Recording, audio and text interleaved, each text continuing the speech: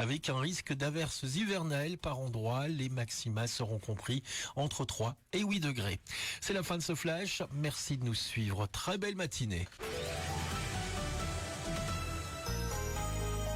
C'est une bonne nouvelle. C'est déjà ça. C'est une bonne nouvelle, c'est déjà ça. Christian Quino avec vous et je vous donne rendez-vous le 18 novembre à 8h40. Nous aurons la chance de recevoir Pierre de Villers. On parlera un petit peu avec la société Solvency de la gestion de la facturation. Donc le 18 novembre, 8h40 sur Impact FM. Impact FM, l'inforégion avec Olivier Tomezzoli. La battle entre pneus lisses et pneus neige est lancée, tout comme la question mais où sont les déneigeuses après cette première petite offensive hivernale? En tout cas, prudence sur les routes. Des jouets par centaines pour la première bourse aux jouets organisée par le Kiwanis ce dernier week-end au Malmunarium, une action écologique, économique et solidaire. On en parle dans ce journal.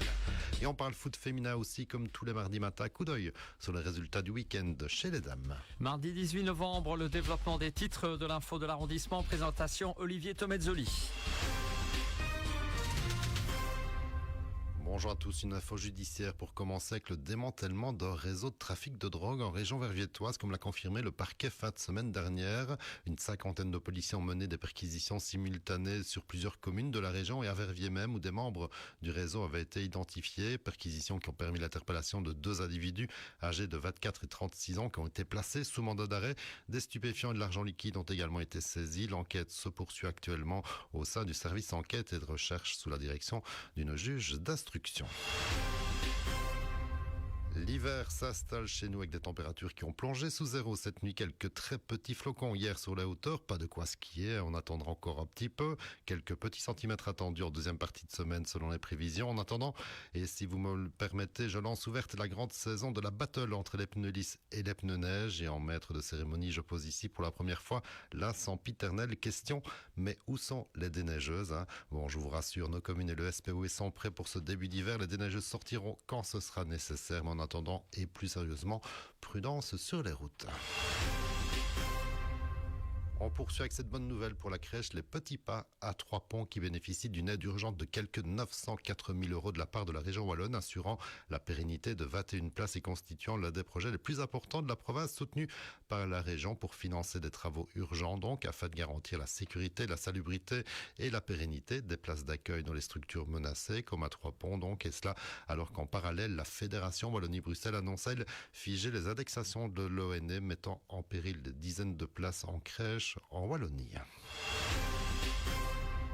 Saint-Nicolas et les fêtes de fin d'année approchent, c'est dans le viseur des enfants et de leurs parents aussi. Alors pour ne pas se ruiner et surtout donner une nouvelle vie aux jouets, les bourses se multiplient ces dernières années un peu partout. Et comme à Malmedy, où le Kiwanis Malmedy Haute-Fagne a organisé ce dernier week-end de sa première bourse aux jouets qui a connu un très grand succès. Une bourse aux jouets qui a vu défiler les acheteurs. Il faut dire que les prix étaient presque symboliques alors que les jouets proposés étaient tous quasi en parfait état.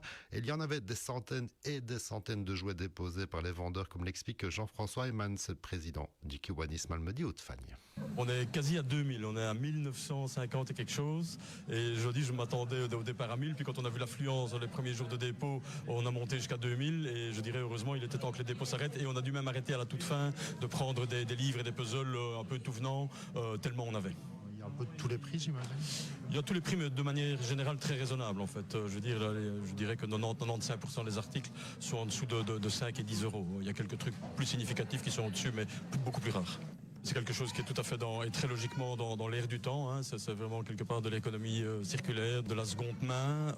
Et donc il y a des gens qui ont vidé leur grenier pour l'occasion, qui n'avaient pas envie d'aller sur une brocante, qui se sont dit tiens, des gens qui ont donné, des gens qui vendent, la majorité malgré tout qui vend. Et évidemment ce sont des gens, alors on voit vraiment de tous les milieux. J'entendais des grands-parents qui ont beaucoup de petits-enfants. Voilà, c'est une belle opportunité de faire plaisir à tout le monde. Évidemment à l'approche des fêtes et de la Saint-Nicolas, ça a tout son sens.